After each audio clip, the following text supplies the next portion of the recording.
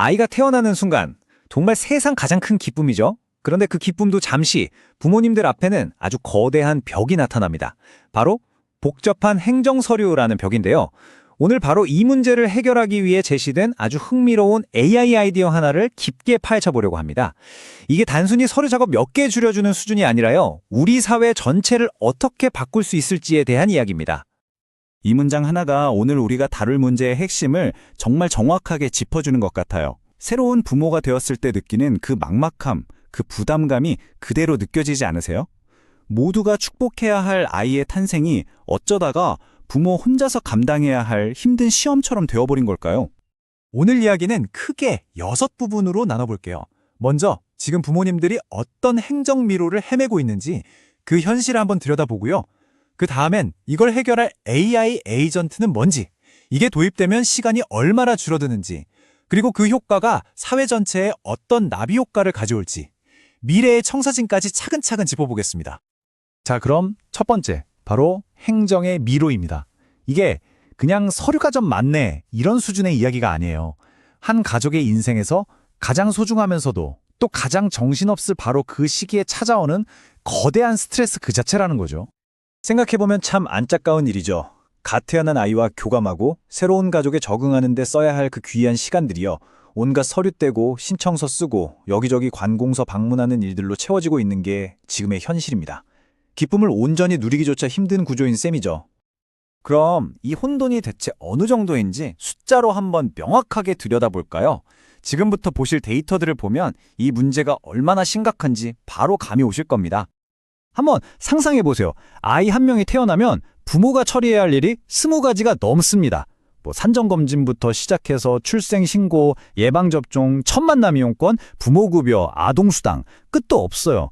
이 모든 걸 갓 태어난 아이를 돌보면서 부모가 하나하나 다 알아보고 챙겨야 하는 겁니다. 근데 진짜 문제는요, 이 20가지가 넘는 일들이 한 곳에서 해결되지 않는다는 거예요. 어떤 건 보건소 가야 하고, 어떤 건 주민센터, 또 어떤 건 고용노동부. 이런 식으로 최소 7곳이 넘는 기관을 다 따로따로 상대해야 합니다. 이 표를 보시면 그 혼란이 한눈에 들어오죠? 출생신고는 주민센터, 예방접종은 보건소, 육아휴직은 고용노동부. 다 덧터져 있으니까 부모가 마치 프로젝트 매니저처럼 이걸 전부 직접 알아보고 일정 짜고 조율해야 하는 상황인 거예요. 이건 복잡한 미로랑 다를 게 없죠. 그리고 이 복잡함 때문에 정말 안타까운 일이 벌어집니다. 매년 18만 건. 이게 뭐냐면요. 시스템이 너무 복잡해서 마땅히 받아야 할 정부 지원을 그냥 놓쳐버리는 사례의 수입니다. 결국 이런 시스템은 정보를 잘 모르거나 바쁜 사람들에게는 더 불리하게 작용하는 좀 불공평한 구조라고도 할 수 있겠죠. 자, 그럼 이렇게 꽉 막힌 문제를 도대체 어떻게 풀 수 있을까요? 이제 그 대안으로 한번 넘어가 보죠. 이 질문이 바로 해결책의 핵심입니다. 수십 개의 웹사이트를 들락거리고 서류 뭉치랑 씨름하는 대신에 그냥 딱 한 번의 대화로 모든 걸 끝낼 수 있다면 상상만 해도 좀 속이 시원해지지 않나요? 바로 이렇게요. 마치 개인 비서한테 말하듯이 편하게요. AI야, 우리 아기 곧 태어나는데 필요한 거 싹 다 준비해줘. 이 간단한 말 한마디에 AI가 알아서 출생신고부터 병원 예약, 받을 수 있는 모든 지원금 신청까지 연관된 모든 작업을 착착 진행해주는 그런 개념입니다. 이게 바로 원스톱 AI 에이전트라는 건데요. 그러니까 부모 입장에서는 이 AI랑만 대화하면 되는 거예요.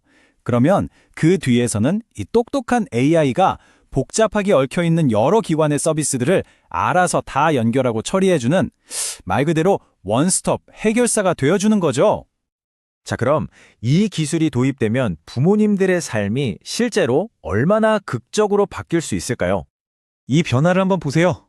정말 놀랍지 않나요? 평균 8.4시간, 거의 하루 종일 걸리던 모든 행정 절차가 30분 안쪽으로 줄어듭니다. 7군데 넘게 직접 찾아가거나 전화해야 했던 일은 딱 한 번의 대화로 끝나고요. 여기저기 똑같은 서류를 5번 넘게 내던 일도 사라집니다. 이건 그냥 좀 편해지는 수준이 아니에요. 완전히 게임의 판을 바꾸는 거죠. 이 그래프를 보면 효과가 한눈에 보이죠? 무려 94%의 시간이 절약되는 겁니다. 부모에게 이 8시간은요, 그냥 8시간이 아니잖아요. 아이와 함께 할 수 있는 그 무엇과도 바꿀 수 없는 정말 소중한 시간이거든요. 그런데 이야기가 여기서 끝이 아닙니다. 스케일이 훨씬 더 커져요. 이게 단순히 부모의 시간을 아껴주는 걸 넘어서 우리 사회 전체에 어마어마한 나비 효과를 가져올 수 있거든요.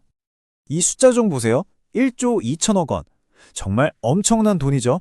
아까 말씀드렸던 몰라서 지원 못 받는 안타까운 사례들을 막고 공무원들의 반복적인 행정 업무를 자도화하는 것만으로 연간 이만큼의 예산을 아끼거나 아니면 더 필요한 곳에 쓸 수 있게 된다는 겁니다. 단순히 돈만 아끼는 게 아니에요. 보시는 것처럼 경제적인 효과는 물론이고 공중보건이 개선되고 고용도 안정되고 궁극적으로는 정부에 대한 국민들의 신뢰까지 높아지는 사회 전반에 걸쳐서 아주 긍정적인 효과가 퍼져나가는 겁니다. 그 효과가 얼마나 구체적인지 한번 보세요.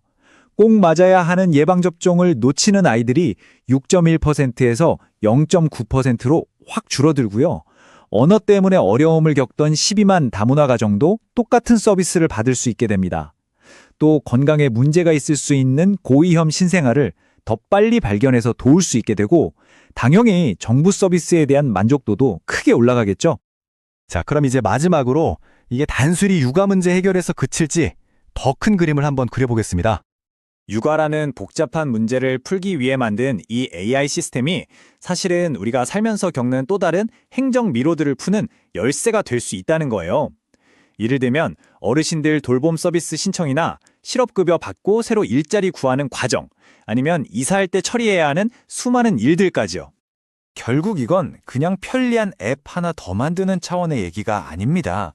그동안 우리가 당연하게 생각했던 복잡한 서류와 웹사이트 중심의 행정에서 벗어나서 사람 중심의 대화로 공공 서비스의 패러다임 자체를 바꾸는 아주 중요한 첫걸음이 될 수 있다는 거죠.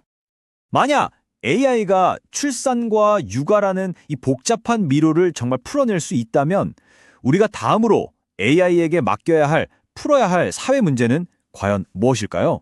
이 기술은 단순히 편의성을 높이는 걸 넘어서 정부와 시민의 관계 자체를 새롭게 정의할 수 있는 엄청난 잠재력을 가지고 있습니다. 그 가능성을 생각해보게 만드는 질문과 함께 오늘 분석을 마칩니다.